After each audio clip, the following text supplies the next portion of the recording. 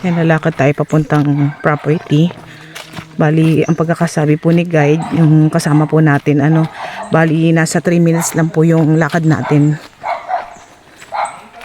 So ito po ay magiging right of way po ito. So titingnan natin kung mga ilang meters to. Tatansyahin natin mamaya.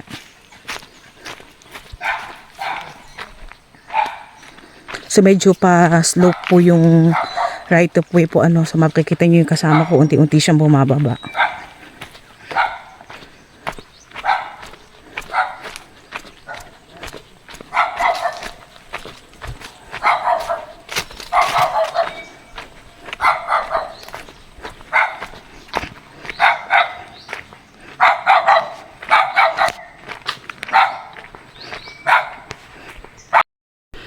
So yan, bali nasa loob na po kami ng property, no? So magsisimula po yung property natin dito sa mga kahoy na yan kung saan nakatayo yung aking mga kasama. And then balikan po muna natin yung sinasabi kong right of way.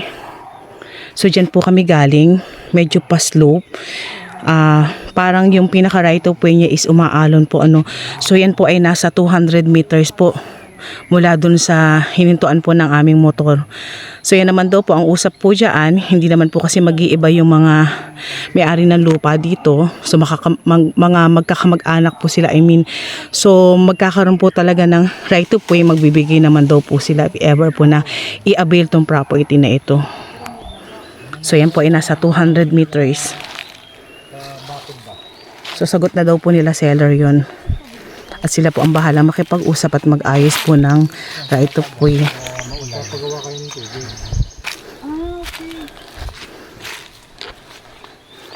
Wala nahiba, walang balik.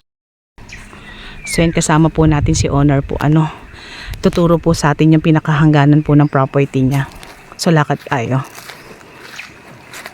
So explain ko lang po, ito po ay nasa mother title. Bali po, huhugot lang po tayo ng 3 hectares na binebenta po ni tatay. So ito na po mismo yung binebenta niya, no? And then sila po ay 7 magkakapatid. Patay na po yung nasa title, pero lahat po ng magkakapatid is buhay pa. So may extrajudicial naman po tayo.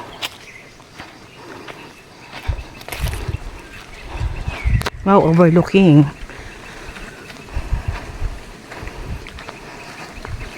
So yan, may overlooking tayo sa may banda dito.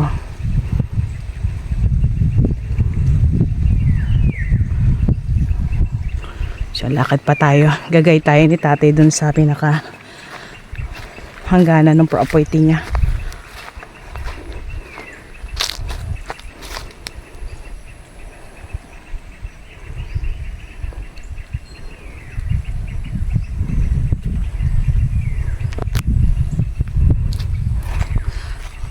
So dun sa medyo unahan po ng property, dun po nakatanim yung karamihan ng niyog. And dun sa part na to, medyo wala na po siyang taniman, no?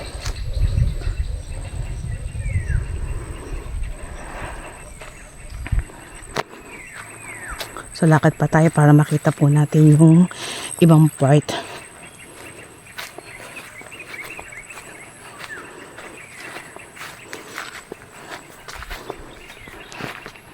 Yan si tatay. Siya po si owner, kasama po natin.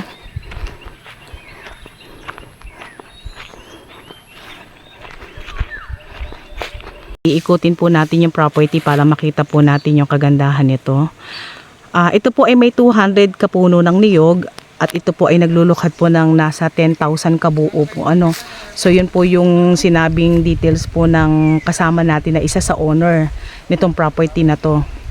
So explain din po niya, tinuro din po niya sa akin kanina. Bali ito pong way na to, ayan, zoom lang muna natin. Yan, yung malinis na yan is dinadaanan daw po ng jeep yan papunta dito para maglukad or kumuha ng lukad po. So yan daw po ay isa sa magiging right of way if ever na i-avail niyo tong property na to. At yan po ay hindi po iba sa may-ari. Kumbaga yan po ay kamag-anak din po nila yung merong may-ari po niyang property na yan na dadaanan. If possible po yung maging right of way po natin. Ano? So yan po yung lugar na yon. And then meron din po tayong dinaanan dito kanina kung saan tayo naglakad. Pwede rin naman po yun. Pero mas maganda daw po kasi kung dito na tayo kukuha ng right of way na sila po ang bahala makipag-usap or mag-ayos dahil yan daw po ay kapantayan at nakakapasok po yung pinaka jeep po dito. So kanina po dun sa dinaanan natin right of way, medyo paalon po kasi yung daan na yon. So much better po kung dito na tayo kukuha ng dadaanan.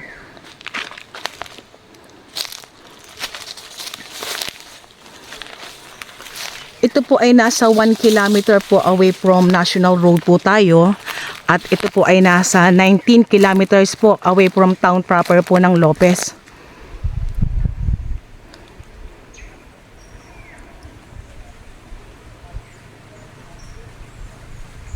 So ang pinakatayo po ng lupa is semi-flat po siya.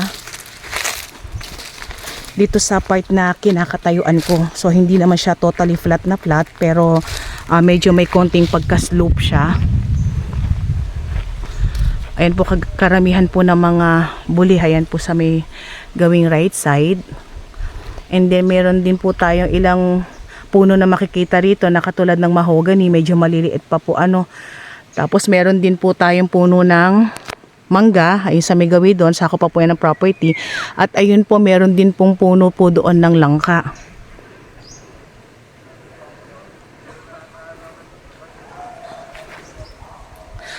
At ang kagandahan po dito sa lugar na to, doon sa pinaka-road na pinasukan po natin para makarating po tayo dito sa property, ongoing po ang pagpapagawa ng mga kalsada. So makikita naman po natin doon sa pinaka-video na talagang ginagawa na po yung pinaka-road ano.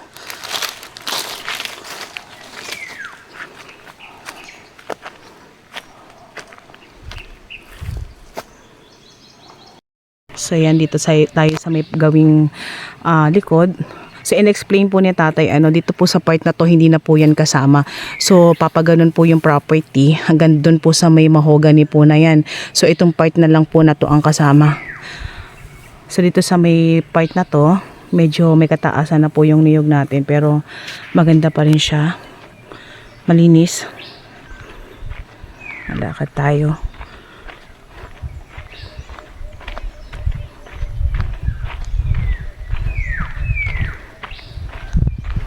So marami tayong mga hardwood po ano.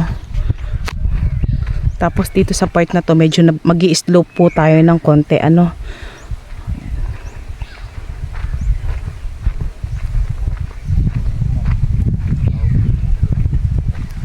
Yung tandaan niya hindi maliligas yung mahogany niya pa. Ay lahat po ng paligid ng mahogany yun po ang doon sa may kabilang hanggang doon sa kabilang yun, nang may lukarang yun. Sako pa yun, yung pababang yun. yun pong may lukaran na yun sa may dulo hanggang doon pa. So zoom natin para makita Kung natin. maabutin nga ng... Ayun, yung lukaran na yan. Hanggang doon po yan. Oo, kabila pa, sa kabila pa. Sa kakabila pa. Okay.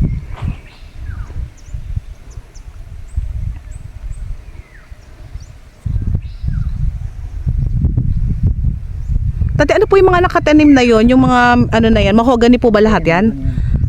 Pero yung mahogany po na yan, sako po ng property. Hindi. Okay. So iba na po nagtanim nun. Oo. Okay. Yan, na-explain sa atin ni tatay yung nakapaloob lang ng mga puno dito sa kanyang property. So hindi po sakop yung mahogany, ano? Hindi sako.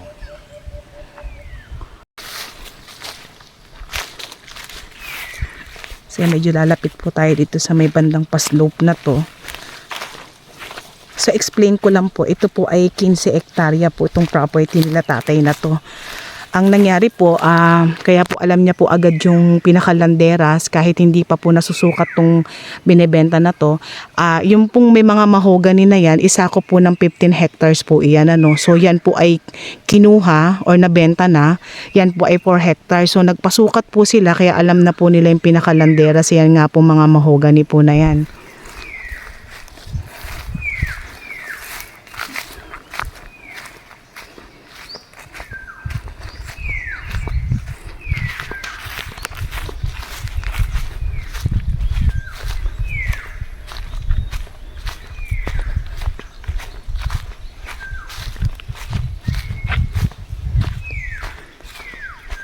Mapapansin po natin yung nakat na 4 hectares. So, punong-puno po ng mahogany.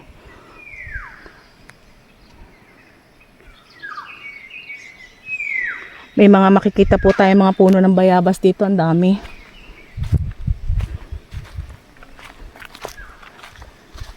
So, kagaya po na nasabi ko, papakabila pa po sa may lukaran na yan yung pinaka 3 hectares po na binablog po natin for today. Yan pong lukaran na yan. Kakabila pa po doon yan.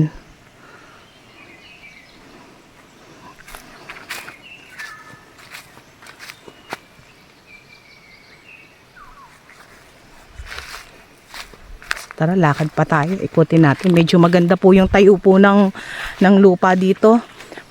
Hindi po siya ganun ka-flat pero napaka-gradual po nung pagkaka-slope po niya. And then kagandahan, hindi siya ganun ka-dumi.